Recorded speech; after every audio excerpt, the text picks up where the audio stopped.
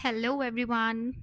So today I'm going to tell you what will be the cost for your interior work, whether you are building a new house, a new flat, or you are renovating the old one. बहुत से लोगों को नुकसान होता है ये जाने बिना कि हमारा घर का कॉस्टिंग क्या आने वाला है। सो आज हम जानेंगे 2 BHK एंड 3 BHK, एक basic interior, luxury interior and the minimal thing, कि क्या कॉस्ट होती है एक इंटीरियर पूरे घर का करने के लिए।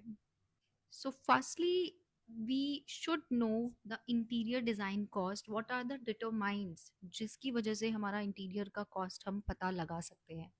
So there are the some points: carpet area, number of rooms, material selection, furniture requirement, modular kitchen, wardrobes, TV unit, fall ceiling, electrical work, lighting, paint and decorative elements. These all are the things जो एक interior पूरा होने के लिए we require all these things. The measurements, lighting and electrical work. आपको लग रहा होगा कि इलेक्ट्रिकल वर्क किस तरीके से हो सकता है, बिकॉज इलेक्ट्रिकल तो ऑलरेडी वो बिल्डिंग का पार्ट है, आर्किटेक्चरल का पार्ट है, बट इंटीरियर में वो किस तरीके से यूज आता है I am gonna tell you. Like अगर आपका टीवी यूनिट आप लगा रहे हैं सेंटर हॉल में एंड वहाँ पे उसका प्लग नहीं है, उसका प्लग थोड़ा सा ज़्यादा लेफ्ट साइड में है and TV have their specific wire lines जिसमें आप कहीं दूर से उसका वायर होगा तो आप नहीं कनेक्ट कर पाओगे। That is the reason there is a electrical cost in the interior designing thing, because आपका जो इलेक्ट्रिशियन होगा, आपका पूरा डिजाइन होने के बाद इलेक्ट्रिशियन विल चेक कि आपका जहाँ पे फर्नीचर, टीवी यूनिट या आपका वार्डरोब में लाइटिंग है, अगर वहाँ पे आपको लाइट्स की ज़रूरत है तो आप बिना इलेक्ट्रिकल वर्क के वो नहीं परफॉर्म कर पाएंगे। That is the reason there is electrical work and it cost, like it depends. Some houses there are 20,000, of course 30 40, so that is the reason we are including the electrical cost also in the interior designing thing. So these are the elements which we should know before moving forward for the interior work. Now once we know कि हमारे कितने determines हैं, क्या क्या चीज़ें हमारे interior cost में include करती है, कौन कौन से एरियाज होते हैं, उसके बाद सबसे ज़्यादा इंपॉर्टेंट चीज़ होती है हमारा लेआउट हमारे साथ होना चाहिए। Whether it is 2 BHK, 3 BHK, 5 BHK apartment और अ विला, हमारा इंडिविजुअल घर है तो भी हमारा लेआउट हमें सबसे ज़्यादा यूज़ होता है ये पता करने के लिए कि हमारा क्या कॉस्टिंग आने वाला है, बिकॉज वहाँ पे हमारे जितने भी विंडोज, डोर्स की लोकेशन है, आपका जो भी एरिया है, आपका किचन का कितना एरिया है, एरिया के साथ आपका लेआउट होना is very important so that we can calculate the cost. Now, how much it will going to cost for 2 BHK and 3 BHK apartments? Apartment हो या इंडिविजुअल विला हो, अगर it is 2 BHK and 3 BHK तो वो हम लोग अलग अलग सेपरेटली उसका कैलकुलेशन करेंगे। कैलकुलेशन बेसिक इंटीरियर्स, उससे ज़्यादा premium and then the luxury, तीनों को I am going to tell you the cost कि क्या कॉस्ट हमको लगने वाला है यहाँ पे। फॉर एन एग्जाम्पल, अगर आपका 2 BHK अपार्टमेंट है 900 से लेके 1100 स्क्वायर फीट के बीच में, तो अगर आप उसका बेसिक इंटीरियर करते हैं, basic need like bed, TV unit, wardrobe, these are the essential things we need in a house. If you will go with these things, then it will going to cost you around 6 to 8 lakh rupees. If you will go in a mid range of interior, it will going to cost you around 8 to 14 lakh, इन विच आपको basic चीज़ें सारी मिलती है, उसके साथ उसमें कुछ add ons होते हैं, like we are using premium laminates, premium quality of wood and premium thing up, like apart from the basic one. Basic से हम थोड़ा एक्सटेंड करते हैं, if we talk about the kitchen thing, only the kitchen thing, basic interior में we use laminate kitchen and in the mid range we can use acrylic like sheets. Those are a bit premium from the basic interior. So mid range will cost you around 8 to 14 lakhs, and then the luxury one will cost you around 15 to 25 lakhs. Now the difference is huge because we are using premium quality of veneer, we are using polyglass in the kitchen, we are using different kind of laminates, like there are so many laminates. I am going to tell you in the more videos which will be upcoming in the future.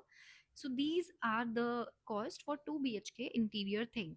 Now अगर आप 3 BHK ले रहे हैं जिसके अंदर आपका 1300 से लेके 1600 स्क्वायर फीट तक एरिया है, वहाँ पे आपका बेसिक जो कॉस्ट आता है वो 9 to 12 lakhs हो जाएगा, मिड रेंज आपका 12 to 20 एंड लग्जरी 20 to 40।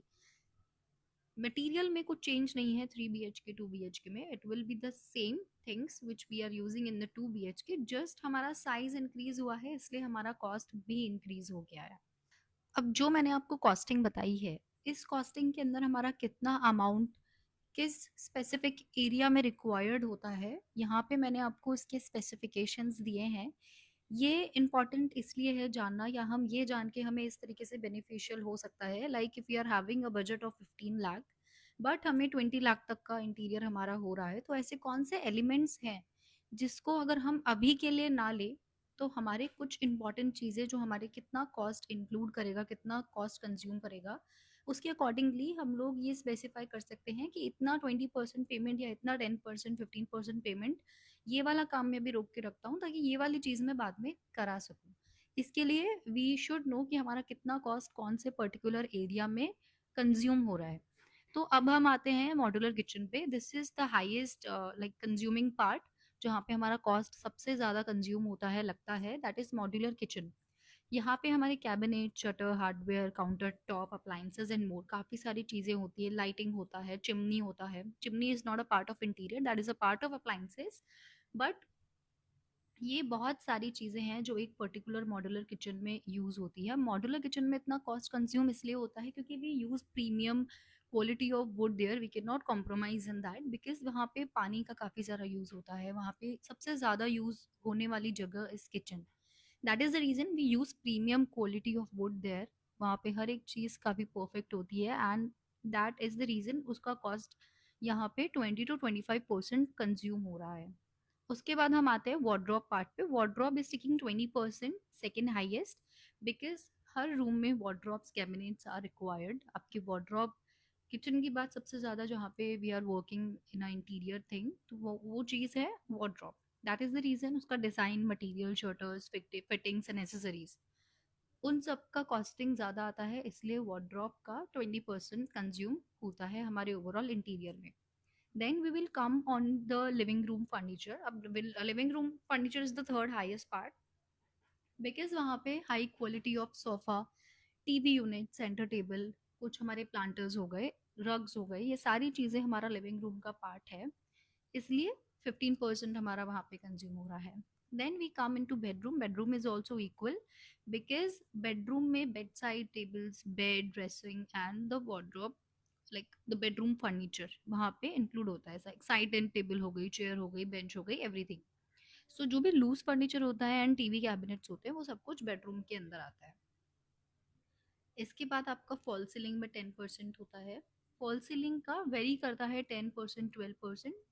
ये हमने एवरेज अभी के लिए 10% लिया है, depending on the design you are selecting और आप किस किस एरिया में फॉल सीलिंग करवाना चाह रहे हैं। बहुत सारे लोग होते हैं जिसका मेन होता है कि हमें सिर्फ लिविंग रूम में फॉल सीलिंग चाहिए, that it can be a variable cost for the fall ceiling one.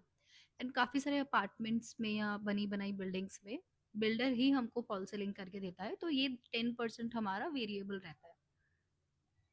Then electrical part. अब इलेक्ट्रिकल पार्ट हमारा 5 से 10% यहाँ पे कंज्यूम कर रहा है, जैसा कि मैंने आपको बताया था, डिपेंड करता है 20%, 30%, 40% या फिर मोर देन दैट। कितना इलेक्ट्रिकल काम बचा है, आप किस डिज़ाइन के स्विचेस ले रहे हैं, कितना क्वालिटी है उन स्विचेस का, प्रीमियम ले रहे हैं या कैसा ले रहे हैं, बेसिक ले रहे हैं, उस पर डिपेंड करता है आपका electrical lighting. That is the reason यहाँ पे 10 से 5% का वेरिएबल है, मतलब 5 से 10% आपका कॉस्ट वेरी करेगा।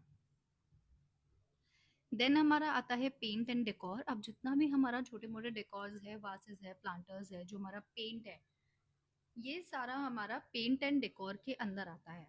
तो ये सारा हमारा कॉस्ट का ब्रेकडाउन है जो कि हमें हेल्प करता है कि हम कौन से पार्ट पे ज़्यादा फोकस कर सकते हैं। अगर हम किचन ज़्यादा अच्छी बनाना चाह रहे हैं तो हम वहाँ पे थोड़ा सा कॉस्ट इंक्रीज कर सकते हैं। हम लोग, हो सकता है कि पेंट और डेकोर डेकोर प्रोडक्ट्स में हमारा हमें अभी नहीं लेना है, या फिर इलेक्ट्रिकल में हमें चेंजेस इतने ज़्यादा नहीं कराने हैं, हम डिज़ाइन उसी अकॉर्डिंगली डिज़ाइन करेंगे, फर्नीचर उसी अकॉर्डिंगली प्लेस करेंगे जैसा कि ऑलरेडी बिल्डर ने मार्किंग की हुई है। तो ये सारी चीज़ें हमें पता अगर पहले से होती है तो हमारा कॉस्ट काफ़ी सारा रिड्यूस होता है यहाँ पे। So thank you guys, this was all I wanted to share in today's video. अगर आपकी कोई भी स्पेशल रिक्वायरमेंट होती है, कोई स्पेशल ऐसी कोई एलिमेंट है जो आप जानना चाहते हैं इंटीरियर के अंदर, लाइक स्पेसिफिकली कोई वार्डरोब डिज़ाइन है, kitchen, bathrooms, rooms, living area, जो भी आपकी क्वेरीज होती है, you can easily note it down in the comment section. Please do let me know मेरा नेक्स्ट वीडियो मैं किस टॉपिक पे डाल सकती हूँ, आपको क्या हेल्प चाहिए मेरी साइड से. I can do that accordingly. And मेरा जो नेक्स्ट वीडियो आने वाला है, इसमें we are going to like know about the hidden charges and the cost that we can eliminate and save money from doing the interior designing thing.